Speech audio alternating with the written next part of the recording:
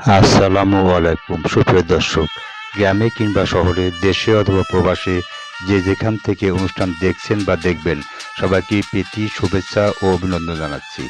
RS TV YouTube channel দেখার জন্য আপনিও সবান্ধবে আমন্ত্রিত। আরএস টিভির সঙ্গেই থাকুন। আপনাদের সঙ্গে আছি উপস্থাপনায় আমি রেজাউল করিম, পরিচালনায় আছেন রাসেল সরকার, ভিডিও সম্পাদনা করেছেন রাজীব সরকার, তত্ত্বাবধান আছেন আব্দুল মমিন এবং সঙ্গে আছেন মাসুদুজ্জামান বাবু।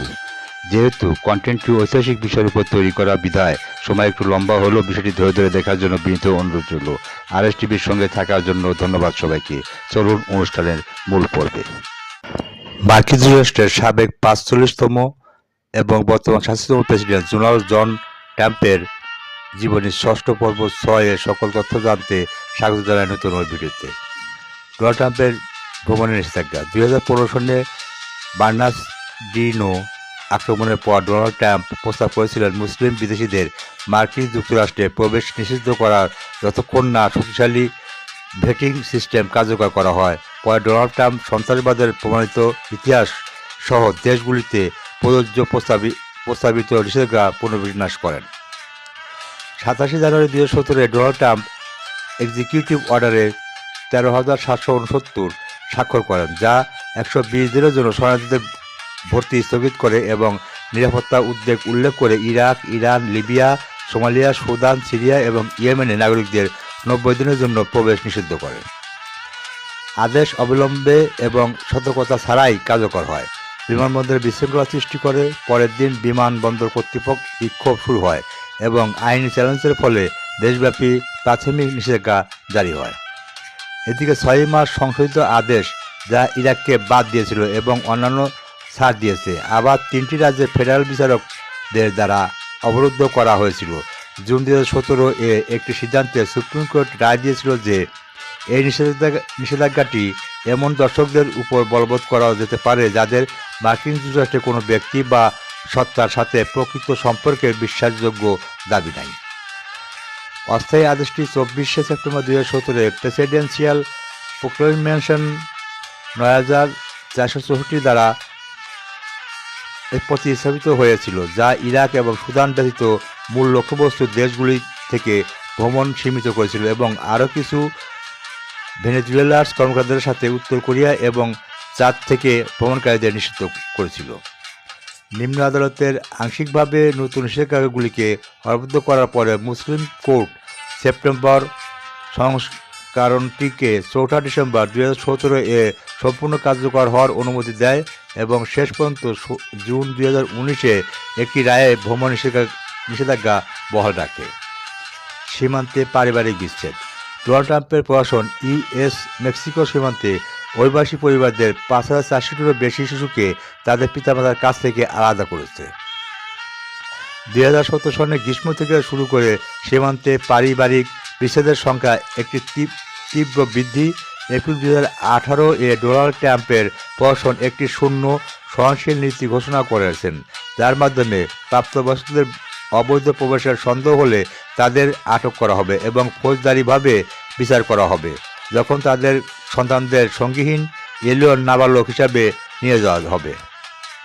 নীতিগুলি পূর্ববর্তী প্রশাসনের নজিরবিহীন ছিল এবং জনগণের ক্ষোভের জন্ম দেয়। ডোনাল্ড ট্রাম্প মিথ্যাভাবে জোর দিয়েছিলেন যে ডোনাল্ড ট্রাম্প প্রশাসন কেবল আইন অনুসরণ করছে, ডেমোক্র্যাটদের দোষারোপ করছে বিচ্ছেদ আর প্রশাসনের নীতি হওয়া সত্ত্বেও। যদিও ডোনাল্ড ট্রাম্প মূলত যুক্তি দিয়েছিলেন যে একটি নির্বাহী আদেশের মাধ্যমে বিচ্ছেদ বন্ধ করা যাবে না, তবে তিনি তীব্র জনগণের আপত্তিতে রাজি হন এবং ২০১৮ সালের জুন মাসে একটি নির্বাহী আদেশে স্বাক্ষর করেন, যাতে অভিবাসী পরিবারগুলিকে একত্রে আটকে রাখা হয় যদি না কোনো উদ্বেগের ঝুঁকি থাকে। শিশু ২৬শে জুন ২০১৮ এ বিচারক ডানা সাব্রাউন এই সিদ্ধান্তে পৌঁছেছিলেন যে ডোনাল্ড ট্রাম্প প্রশাসনের কাছে বিচ্ছিন্ন শিশুদের ট্যাগ রাখার জন্য কোনো ব্যবস্থা নেই বা পারিবারিক যোগাযোগের এবং পুনর্মিলনের জন্য কোনো কার্যকর ব্যবস্থা নেই এবং সীমিত পরিস্থিতি ছাড়া পারিবারিক বিচ্ছেদ বন্ধ হয়ে যায়। আদেশের পর ডোনাল্ড ট্রাম্পের প্রশাসন 1,000-এরও বেশি অভিবাসী শিশুকে তাদের পরিবার থেকে আলাদা করেছে। ACLU বিবেচনা করেছে যে ডোনাল্ড ট্রাম্পের প্রশাসন তার বিচক্ষণতার অপব্যবহার করেছে এবং সাবডাওকে বিচ্ছেদের নিশ্চিত করার জন্য আরও সংকীর্ণভাবে সংজ্ঞা করতে বলেছে। ট্রাম্প প্রাচীর এবং সরকার শাটডাউন। ডোনাল্ড ট্রাম্প কেন্দ্রীয় প্রচার অভিযানের একটি প্রতিশ্রুতি দিয়েছিলেন মেক্সিকোতে 1,000 মাইল সীমানা প্রাচীর নির্মাণ করা এবং মেক্সিকোকে এর জন্য অর্থ প্রদান করা। ডোনাল্ড ট্রাম্পের মেয়াদের শেষ দিকে মার্কিন যুক্তরাষ্ট্র এমন জায়গায় 400 মাইল 40 মাইল নতুন প্রাথমিক প্রাচীর এবং 33 মাইল গৌণ প্রাচীর নির্মাণ করেছে, যেখানে কোনো বাধা ছিল না, এবং 365 মাইল প্রাথমিক প্রাচীর অথবা সেকেন্ডারি সীমানা বেড়া জীর্ণ বা সেকেলে বাধা প্রতিস্থাপন। 2018 সালে ডোনাল্ড ট্রাম্প সীমানা প্রাচীরের জন্য $5.6 বিলিয়ন বরাদ্দ না করা পর্যন্ত কংগ্রেসের কাছ থেকে কোনো বরাদ্দ বিলে স্বাক্ষর করতে অস্বীকৃতি জানান, এবং এর ফলে ফেডারেল সরকার ডিসেম্বর 2018 থেকে জানুয়ারি 2019 পর্যন্ত 35 দিনের জন্য আংশিকভাবে বন্ধ হয়ে যায়, যা ইতিহাসের সবচেয়ে দীর্ঘতম মার্কিন সরকার শাটডাউন।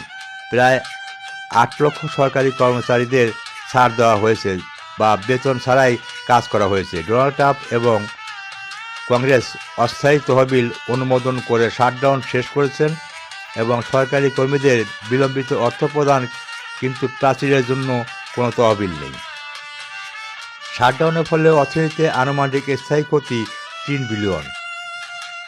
কংগ্রেসের বাজেট অফিস অনুসারে যারা জরিপ করা প্রায় অর্ধেক শাটডাউনের জন্য ডোনাল্ড ট্রাম্পকে দোষারোপ করে এবং ডোনাল্ড ট্রাম্পের অনুমোদনের রেটিং কমে যায়। ফেব্রুয়ারি 2019-এ আরেকটি আসন্ন শাটডাউন প্রতিরোধ করার জন্য কংগ্রেস পাশ করেছে এবং ডোনাল্ড ট্রাম্প একটি তহবিল বিল স্বাক্ষর করেছে, যার মধ্যে 55 মাইল বোলার্ড সীমান্ত বেড়ার জন্য $1.375 বিলিয়ন অন্তর্ভুক্ত রয়েছে। ডোনাল্ড ট্রাম্প দক্ষিণ সীমান্তে একটি জাতীয় জরুরি অবস্থা ঘোষণা করেছিলেন।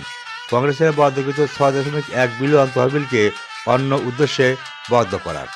ডোনাল্ড ট্রাম্প একটি যৌথ রেজলিউশনে ভেটো দিয়ে ঘোষণাটি বাতিল করে দেন এবং সিনেটে ভেটো ওভাররাইডের বিরুদ্ধে ভোট দেয়। $2.5 বিলিয়ন এর বিস্তৃত আইনি চ্যালেঞ্জগুলি মূলত প্রতিরক্ষা দপ্তরকে মাদক নিরোধ এবং প্রচেষ্টার জন্য, এবং $3.6 বিলিয়ন মূলত সামরিক নির্মাণের জন্য ব্যর্থ ছিল। ডোনাল্ড ট্রাম্পের পররাষ্ট্রনীতি। ডোনাল্ড ট্রাম্প নিজেকে একজন জাতীয়তাবাদী এবং তার পররাষ্ট্র নীতিকে আমেরিকার ফার্স্ট হিসেবে বর্ণনা করেন। তিনি জাতীয়তাবাদী, নব্য জাতীয়তাবাদী এবং কর্তৃত্ববাদী সরকারগুলির প্রশংসা এবং সমর্থন করেছিলেন। ডোনাল্ড ট্রাম্প আমলে বৈদেশিক সম্পর্কের বৈশিষ্ট্যের মধ্যে রয়েছে অনির্দেশ্যতা, অনিশ্চয়তা এবং অসঙ্গতি। মার্কিন যুক্তরাষ্ট্র এবং তার ইউরোপীয় মিত্রদের মধ্যে উত্তেজনা ডোনাল্ড ট্রাম্পের অধীনে চাপা পড়েছিল। ডোনাল্ড ট্রাম্প ন্যাটো মিত্রদের সমালোচনা করেছেন এবং একাধিকবার ব্যক্তিগতভাবে পরামর্শ দিয়েছেন যে মার্কিন যুক্তরাষ্ট্রকে ন্যাটো থেকে প্রত্যাহার করা উচিত। ডোনাল্ড ট্রাম্পের বাণিজ্য। Donald Trump trans Pacific partnership TPP আলোচনা থেকে মার্কিন যুক্তরাষ্ট্রকে প্রত্যাহার করেন, ইস্পাত এবং অ্যালুমিনিয়াম আমদানিতে শুল্ক আরোপ করেন এবং 818টি ক্যাটাগরিতে $50 বিলিয়ন এর মূল্যে চীনা শুল্ক বৃদ্ধি করে চীনের সাথে একটি বাণিজ্য যুদ্ধ শুরু করেন মার্কিন যুক্তরাষ্ট্রের আমদানিকৃত পণ্য। যদিও ডোনাল্ড ট্রাম্প বলেছেন যে আমদানি শুল্ক চীন দ্বারা মার্কিন কোষাগারে প্রদান করা হয়, তারা আমেরিকার কোম্পানিগুলি দ্বারা প্রদান করা হয় যারা চীন থেকে পণ্য আমদানি করে। যদিও ডোনাল্ড ট্রাম্প প্রচার অভিযানের সময় প্রতিশ্রুতি দিয়েছিলেন যে মার্কিন যুক্তরাষ্ট্রের বৃহত্তম বাণিজ্যিক ঘাটতি কমাতে ট্রাম্পের অধীন বাণিজ্য ঘাটতি আকাশচুম্বী হয়েছিল। 2017-18 পূর্ণ আলোচনার পর মার্কিন যুক্তরাষ্ট্র মেক্সিকো কানাডা চুক্তি জুলাই 2002-এ নাফটা এর উত্তরসূরি হিসেবে কার্যকর করে। রাশিয়া। ডোনাল্ড ট্রাম্প প্রশাসনের রাশিয়া 2014 সনের ক্রিমিয়াকে সংযুক্ত করার পর রাশিয়ান সত্তাগুলির বিরুদ্ধে মার্কিন যুক্তরাষ্ট্র দ্বারা আরোপিত কঠোরতম নিষেধাজ্ঞাগুলিকে দুর্বল করে দেয়।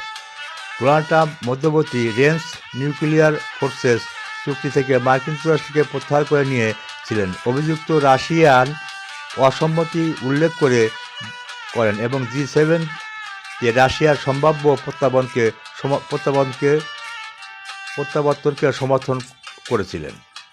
ডোনাল্ড ট্রাম্প বারবার প্রশংসা করেছিলেন এবং কদাচিৎ রাশিয়ার প্রেসিডেন্ট ভ্লাদিমির পুতিনের সমালোচনা করেছেন, কিন্তু রাশিয়া সরকার কিছু পদক্ষেপের বিরোধিতা করেছেন।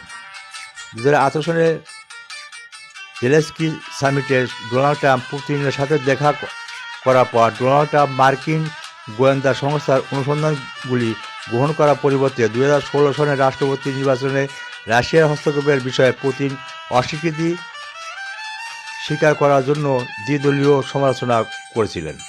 ডোনাল্ড ট্রাম্প পুতিনের সাথে আফগানিস্তানে আমেরিকান সৈন্যদের আক্রমণের জন্য তালেবান যোদ্ধাদের প্রস্তাবিত কথিত রুশ দান নিয়ে আলোচনা করেননি। উভয়ই বলেছেন যে তিনি বুদ্ধিমত্তা নিয়ে সন্দেহ পোষণ করেন এবং তাকে এ বিষয়ে ব্রিফ করা হয়নি।